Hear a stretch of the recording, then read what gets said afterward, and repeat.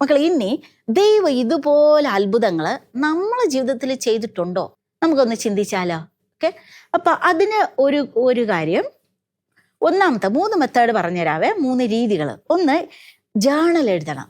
Journal എന്ന് പറഞ്ഞാൽ നമുക്ക് ഓരോ ദിവസം നടന്ന, അല്ലെങ്കിൽ ജീവിതത്തിൽ സന്തോഷം വരുമ്പോൾ, നമുക്ക് സങ്കടം വരുമ്പോൾ, ചില കൺഫ്യൂഷൻസ് വരുമ്പോൾ നമ്മൾ ഈശോയ്ക്ക് എഴുതണം.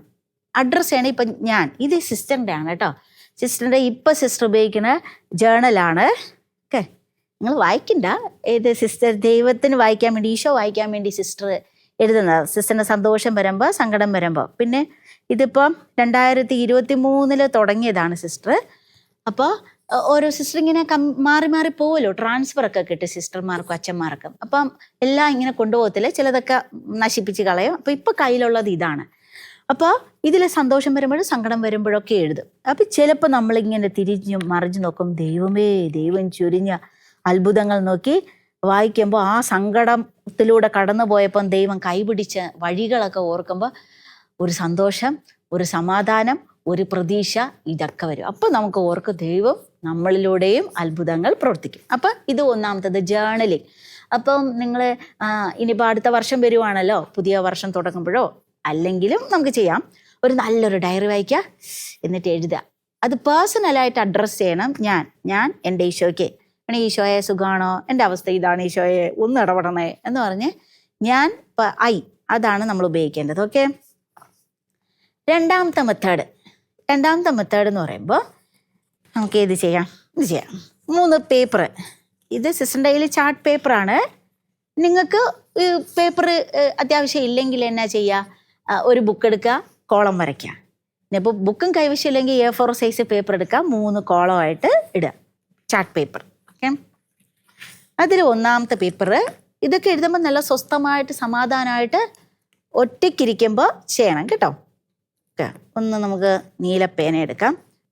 നമ്മുടെ ജീവിതത്തിൽ തിരിഞ്ഞു നോക്കുമ്പോൾ പോസിറ്റീവായിട്ടുള്ള 10 സംഭവങ്ങൾ, ഒക്കെ 10 ഈവൻസ്, നല്ല സന്തോഷം തരുന്ന 10 ഈവൻസ് ഒക്കെ സംഭവങ്ങൾ.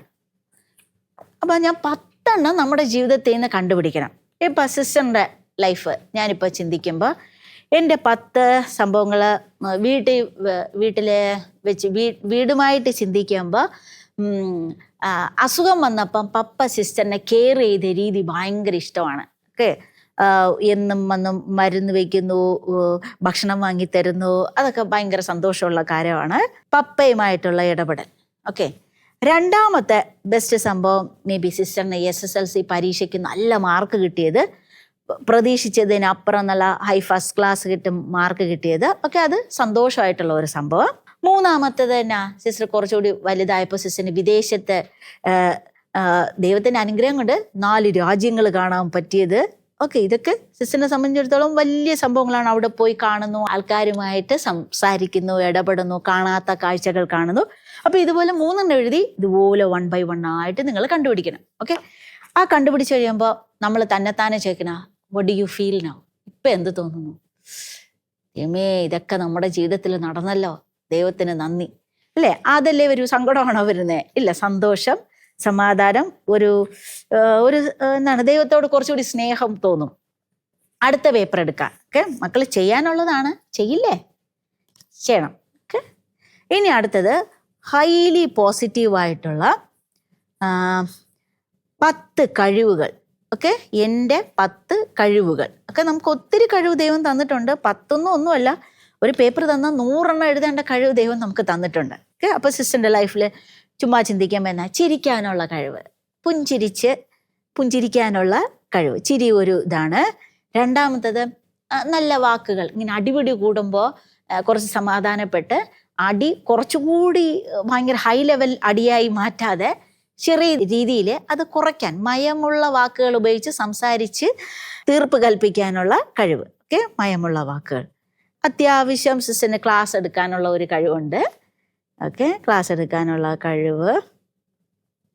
നാലാമത്തെ തന്നെ ഇപ്പോൾ ഒരു MC റോളൊക്കെ ചെയ്യാൻ പറഞ്ഞാൽ സിസ്റ്ററിന് അധികം ബുദ്ധിമുട്ടില്ലാതെയൊക്കെ ചെയ്യാൻ പറ്റും. 5 ക്ഷമിക്കാൻ പറ്റും. ഓക്കെ, ഇതുപോലെ. ഓക്കെ, അപ്പോൾ ഇപ്പോൾ സിസ്റ്റർ 5 കഴിവുകൾ എഴുതി. ഇതുപോലെ മക്കൾ നിങ്ങളെ പറ്റിയുള്ള കഴിവ് ഇരുന്നെഴുതണം. ഒരു 100 എഴുതിയാൽ സബാഷ്, ഫണ്ടാസ്റ്റിക്, നിങ്ങൾ പിന്നെ എക്സലൻ്റ് ആണ്. ഒരു 50 ഒന്ന് എഴുതാൻ ശ്രമിക്കണം. ഒന്നും പറ്റിയില്ലെങ്കിൽ ഒരു 25 ചെയ്യണം. ചെയ്യണം മക്കളെ. അപ്പോഴെന്നാ നമുക്ക് കുറച്ചുകൂടി അഭിമാനം തോന്നും നമ്മളെപ്പറ്റി. ഓക്കെ, ഇപ്പം 2ാമത്തെ പേപ്പർ. ഇനി 3ാമത്തത് നമുക്ക് വേറൊരു കളർ എടുക്കാം, കറുപ്പെടുക്കാം. ഓക്കെ, 3ാമത്തേതിൽ 10 വ്യക്തികൾ. ഓക്കെ, ഇതെന്താ? നമ്മളെ ജീവിതത്തിൽ നമുക്ക് നന്മ ചെയ്തിട്ടുള്ള 10 വ്യക്തികൾ. ഓക്കെ, അവരെ ഓർക്കുമ്പോൾ നമുക്ക് സന്തോഷം തോന്നണം. അപ്പോൾ സിസ്റ്ററിനെ സംബന്ധിച്ചിടത്തോളം സിസ്റ്ററിൻ്റെ പപ്പ, സിസ്റ്ററിൻ്റെ അമ്മ, പിന്നെ സിസ്റ്ററിൻ്റെ ചേച്ചി, സിസ്റ്ററിൻ്റെ ആങ്ങള ബ്രദറ്, അച്ഛൻ ബ്രദറ്. ഓക്കെ, പിന്നെ എന്താ, സിസ്റ്ററിൻ്റെ സ്കൂളിലെ സലീല ടീച്ചറ്, നല്ല സിസ്റ്ററിന് ഒത്തിരി അവസരങ്ങൾ തന്ന ഡാനിയൽ, ഫാദർ ഡാനിയൽ പൂവണ്ണത്തിലച്ഛൻ, പിന്നെ എന്താ ഫാദർ ഷോജി. ഇങ്ങനെ നമ്മൾ കുറേ എഴുതണം.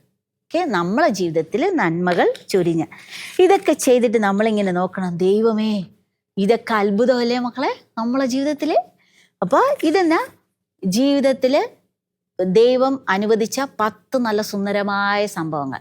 കുഞ്ഞുമക്കളെ സംബന്ധിച്ചിടത്തോളം ബർത്ത്ഡേ സെലിബ്രേറ്റ് ചെയ്തതായിരിക്കും, ചിലപ്പോൾ ഏതെങ്കിലും വലിയൊരു ഷോപ്പിംഗ് മോളിൽ പോയതായിരിക്കും, വിദേശത്ത് പപ്പയും അമ്മയെ കാണാൻ പോയതായിരിക്കും, അല്ലെങ്കിൽ സൂലോ പാർക്കിലോ ഒക്കെ പോയതായിരിക്കും അല്ലേ. അപ്പം അതുപോലെ 10 സംഭവങ്ങൾ കണ്ടെത്തിയിട്ട് ദൈവത്തിന് നന്ദി പറയാം. പിന്നെ എന്താ, ഇത് 10 വ്യക്തികൾ നമ്മുടെ ജീവിതത്തിൽ നമ്മളെ സഹായിച്ചിട്ടുള്ള, ആത്മാർത്ഥമായി സപ്പോർട്ട് ചെയ്ത് നമ്മളെ ചിരിപ്പിച്ച, ചിന്തിപ്പിച്ച 10 വ്യക്തികൾ.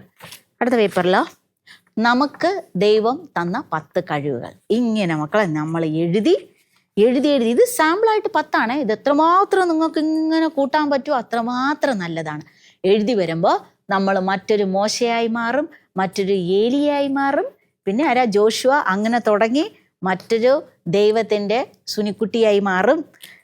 പ്രിയമുള്ള ആരാണ്, അരുണും സജിത്തും നിമിഷയും ഉണ്ണിയും ഒക്കെ ആയിട്ട് അങ്ങ് മാറും. ഓക്കെ, ചെയ്യില്ലേ? ഓക്കെ, അപ്പോൾ സിസ്റ്റർ 2 മെത്തേഡ് പറഞ്ഞു നമ്മുടെ ജീവിതത്തിൽ വലിയ അത്ഭുതങ്ങൾ കണ്ടെത്താൻ. ജീവിതത്തിൽ ഇപ്പം മാത്രമല്ല ഉടനീളം. ഒന്ന് ജേർണൽ എഴുതുക, 2ാമത്തത് ഈ ലാസ്റ്റ് പറഞ്ഞത്. ഇനി ഒരു കാര്യം കൂടി. ഓക്കെ, ഒരു പേപ്പർ എടുക്കുക. ഓക്കെ, പറ്റുമെങ്കിൽ ഓടിപ്പോയി നിങ്ങൾക്ക് പേപ്പർ എടുത്തിട്ട് വരാം, പേപ്പറോ ബുക്കോ എടുത്തിട്ട് വരാം. ഓക്കെ, പേപ്പർ എടുക്കുന്നു. ഇതിൽ നമുക്ക് ഒരു ഹാർട്ട്, ഓക്കെ, നമുക്കൊരു ഹാർട്ട് വരയ്ക്കാം. ഓക്കെ, നല്ല സുന്ദരമായിട്ടുള്ള ഒരു ഹാർട്ട്. നമുക്കിപ്പോൾ തൽക്കാലം സുന്ദരമാക്കാൻ സമയമില്ലാത്തത് കൊണ്ട് ഒരു ചെറിയ ഹാർട്ട് നമുക്ക് വരയ്ക്കാം. സിസ്റ്റർ സാമ്പിളായിട്ട് നമ്മുടെ ശരീരത്തിൽ ആദ്യം ഇടിച്ചു തുടങ്ങിയത്, പ്രവർത്തിച്ചു തുടങ്ങിയത് ഹൃദയമാണ്. ഈ ഹൃദയം സ്റ്റോപ്പ് ചെയ്യുമ്പോഴാണ് ഈ ലോകത്തിൽ നിന്ന് നമ്മൾ വിട പറയുന്നത്. അല്ലെങ്കിൽ ആൾക്കാർ നമ്മളെ ഈ ലോകത്തിൽ നിന്ന് പറഞ്ഞയക്കും, ചേർത്ത് വെക്കത്തില്ല. ഓക്കെ, അപ്പം ഈ ഹൃദയത്തിൽ ഇരിക്കേണ്ട ദൈവമാണ്. ഓക്കെ മക്കളെ, വിചാരിക്കുക ഇത് നമ്മുടെ ഹൃദയം. ഈ ഹൃദയത്തിൽ നമുക്ക് എപ്പോഴാണ് വേദനയും സങ്കടവും ദുഃഖവും ഒക്കെ വരുന്നത്? മറ്റുള്ളവർ, ചില വ്യക്തികൾ പറയാൻ പാടില്ലാത്തത് പറയുമ്പോൾ, നമ്മളെ തരം താഴ്ത്ത് സംസാരിക്കുമ്പോൾ, നമ്മളെ കുറ്റപ്പെടുത്തുമ്പോഴൊക്കെ നമുക്ക് സങ്കടം വരില്ലേ? ഇല്ലേ? വരും. ഓക്കെ, അങ്ങനെയുള്ളവരെ നമ്മൾ കണ്ടുപിടിക്കണം. ഓക്കെ, നമ്മുടെ ജീവിതത്തിൽ ഭയങ്കര സങ്കടവും ഭയങ്കര അസ്വസ്ഥതയും ഉറക്കമില്ലാത്ത രാത്രികൾ തന്നവർ. ഓക്കെ, വലിയവർക്കും ചെയ്യാം കേട്ടോ, നല്ലൊരു ടിപ്പാണ്. മാനസിക ആരോഗ്യമൊക്കെ സെറ്റാക്കാനുള്ള, ഓക്കെ, ഡിപ്രഷൻ, സ്ട്രെസ് എന്നൊക്കെ പറയില്ലേ, അതൊക്കെ ഒഴിവാക്കാനുള്ള ഏറ്റവും ബെസ്റ്റ് മരുന്നാണ് ഇത്. ഓക്കെ, കണ്ടുപിടിക്കുക ഓരോ വ്യക്തികളെ. നമ്മൾ ഇപ്പം മാത്രമല്ല ഇങ്ങനെ പുറകിലോട്ട് സഞ്ചരിക്കണം. ഓക്കെ, സിസ്റ്ററിൻ്റെ കുട്ടിക്കാലത്തേക്ക് പോകണം. ആരെങ്കിലും ഉണ്ടോ എൻ്റെ ജീവിതത്തിൽ എന്നെ വെറുപ്പിച്ച്, എന്നെ കരയിപ്പിച്ച്, പക്ഷെ ഇപ്പോഴോർക്കുമ്പോഴും എനിക്ക് നല്ല ഓർമ്മയുണ്ട്. ആ സ്ഥലം, ആ വ്യക്തി ഇട്ടിരുന്ന ഡ്രസ്സ്, ആ വ്യക്തിയുടെ ടോൺ ഓഫ് വോയിസ് മറക്കുന്നില്ല, പച്ചയായിട്ട് ഇപ്പോൾ ഉണ്ട്. ഇന്നലെ നടന്നതുപോലെയാണ് ഓർക്കുന്നത്. ഓക്കെ, അങ്ങനെയെങ്കിൽ ഞാൻ ആ ഒരു വ്യക്തിയുടെ പേര് എഴുതുവാണ്. Okay, sister വരച്ചിടാം. ഇങ്ങനെ ഓരോ വ്യക്തികളും. ഓക്കെ, സ്കൂളിൽ ആരെങ്കിലും ഉണ്ടോ? ഇന്ന ആളുണ്ട്, ഇന്ന കൂട്ടുകാരി എപ്പോഴും ഇതായിരുന്നു. ഓക്കെ, ഇനി കോളേജിൽ പഠിച്ചിരുന്നപ്പം ഓക്കെ അവിടെ ഒരു 3 പേരുണ്ട്. ഓക്കെ, ഇനി വീട്ടിലോ ആ ബന്ധുക്കളുടെ ഇന്ന ആൾക്കാർ എന്നെ ഭയങ്കരമായിട്ട് ബോഡി ഷെയിം ചെയ്തിട്ടുണ്ട്. ഓക്കെ, പിന്നെ ആരെങ്കിലും ഉണ്ടോ? പള്ളിയിൽ ഉണ്ട്, കഴിഞ്ഞ പ്രാവശ്യം ഉണ്ടായിരുന്നത്. ഇയാൾ വെറുതെ വിടാൻ പറ്റില്ല, ഇയാൾ ഓർക്കുമ്പോഴേ എനിക്ക് ദേഷ്യമാണ്. ഇങ്ങനെ ഇനി ആരെങ്കിലും ഉണ്ടോ? ഇനി ആ ഇനി ആ പാട്ട് പഠിക്കാൻ പോയ സ്ഥലത്ത്, ട്യൂഷൻ പഠിക്കാൻ പോയ സ്ഥലത്ത്. ഓക്കെ, ഇതുപോലെ ഇതൊക്കെ ആരാ? എന്നെ സങ്കടപ്പെടുത്തിയ, എന്നെ വിഷമിപ്പിച്ച, ഇന്ന് ഓർക്കുമ്പോഴും എനിക്ക് മറക്കാൻ പറ്റുന്നില്ല, അവർക്ക് 2 കിട്ടിയാൽ കൊള്ളാമെന്ന് ആഗ്രഹിക്കുന്ന ആൾക്കാർ. ഓക്കെ, നമുക്ക് എന്താ വേണ്ടത്? നമ്മുടെ ഈ കുഞ്ഞു ലൈഫിലൂടെ കർത്താവ് വലിയ കാര്യങ്ങൾ ചെയ്യണം. ഓക്കെ, അതാണ് നമ്മുടെ അജണ്ട. ഓക്കെ, അപ്പൊ ഇനി അടുത്ത് ചെയ്യേണ്ടത്, അപ്പോൾ 1ാമത്തെ സ്റ്റെപ്പ് ഹാർട്ട് വരയ്ക്കുക. 2ാമത്തെ സ്റ്റെപ്പ് നമ്മളെ വേദനിപ്പിച്ചവരെ നമ്മൾ ഐഡന്റിഫൈ ചെയ്യുക, കണ്ടുപിടിക്കുക. ഓക്കെ, 3ാമത്തെ സ്റ്റെപ്പ് എന്ന് പറയുമ്പോൾ മക്കളെ, ഈശോ എന്താ പറഞ്ഞത്? നമ്മുടെ ഈശോയുടെ പ്രത്യേകത എന്താ? അടിക്കുമ്പോൾ 2 അടി അങ്ങോട്ട് കൂടുതൽ കൊടുക്കണം എന്നാണോ പറഞ്ഞിട്ടുള്ളത്? എല്ലാ കർത്താവ് പറഞ്ഞ് ക്ഷമിക്കണം, അങ്ങ് വിട്ടുവിടും, നോ പ്രോബ്ലം. ഒക്കെ ഒന്ന് ക്ഷമിച്ചുതരാം, അവനും ജീവിച്ചോട്ടെ, ഇറ്റ്സ് ഓക്കെ, ഞാനില്ലേ കൂടെ എന്നാണ് നമ്മുടെ ദൈവം പറയുന്നത്. ഒക്കെ ക്ഷമിക്കാനും പൊറുക്കാനും നമ്മളെ ദ്രോഹിച്ചവർക്ക് വേണ്ടി പ്രാർത്ഥിക്കണം എന്ന് പഠിപ്പിച്ചതാണ് നമ്മുടെ സ്വന്തം അപ്പനായ നമ്മുടെ ദൈവം. ഓക്കെ, അപ്പൊ ഈ ദൈവത്തിന്റെ നാമത്തിൽ നമ്മൾ ചെയ്യുവാണ്. ഓക്കെ, 1ാമത്തെ ആള് ശരിക്കും ഇയാളോട് ക്ഷമിക്കാൻ തോന്നുന്നില്ല ഇദ്ദേഹത്തിന്റെ പ്രവൃത്തി കണ്ടിട്ട്. പക്ഷെ ഞാൻ പറയണം, എൻ്റെ ദൈവമേ, ഈശോയോടുള്ള സ്നേഹത്തെ പ്രതി ഞാൻ സജിത്തിനെ വെറുതെ വിടുന്നു. ഈശോയോടുള്ള സ്നേഹത്തെ പ്രതി ഞാൻ ഇദ്ദേഹത്തോട് ക്ഷമിക്കുന്നു. ഉണ്ടോ? ഇത് അടുത്തയാളെ ഞാൻ പറയണേ, എൻ്റെ ദൈവമേ, ഞാൻ ഈ വ്യക്തി, എൻ്റെ കുടുംബത്തിലെ, ഞങ്ങളുടെ വീടിൻ്റെ അടുത്തുള്ള ഈ അയൽക്കാരന് ഏറ്റവും കൂടുതൽ പ്രശ്നം തന്ന ആളാണ്. പക്ഷേ ഈശോയോടുള്ള സ്നേഹത്തെ പ്രതി ഞാൻ ഇദ്ദേഹത്തെ വെറുതെ വിടുന്നു. ഇങ്ങനെ ഓരോരുത്തരെ പറഞ്ഞ് നമ്മൾ വെട്ടണം. ചുവന്ന ഇങ്കുകൊണ്ട്, നിങ്ങൾക്ക് ഇഷ്ടമുള്ള പേനുകൊണ്ട് ഇങ്ങനെ വെട്ടി പറഞ്ഞ് വെട്ടണം കേട്ടോ. പറഞ്ഞ് ഈശോയുടെ നാമത്തെ പ്രതി നമ്മൾ ക്ഷമിക്കണം, എങ്കിലേ അത്ഭുതങ്ങൾ നടക്കത്തുള്ളൂ. ഈശോയുടെ നാമം ശക്തമായിട്ടുള്ള നാമമാണ്, പവറായിട്ടുള്ള നാമമാണ്. ഇങ്ങനെ വെട്ടി വരുമ്പോൾ എൻ്റെ മക്കളെ, നമ്മളുടെ ഹൃദയം കുറച്ചുകൂടി ക്ലീൻ ആവും. കർത്താവിൻ്റെ കൃപ അങ്ങനെ ഒഴുകി ഇറങ്ങാൻ പറ്റുന്ന ഒരു ഹൃദയമായി മാറും. മാറാലകളില്ലാത്ത, ടെൻഷനില്ലാത്ത, ദൈവത്തെ ഇങ്ങനെ ചേർത്ത് പിടിക്കാൻ പാകപ്പെട്ട ഒരു ഹൃദയമായി മാറും. വേണ്ടേ നമുക്ക് തുടിക്കുന്ന ഹൃദയം?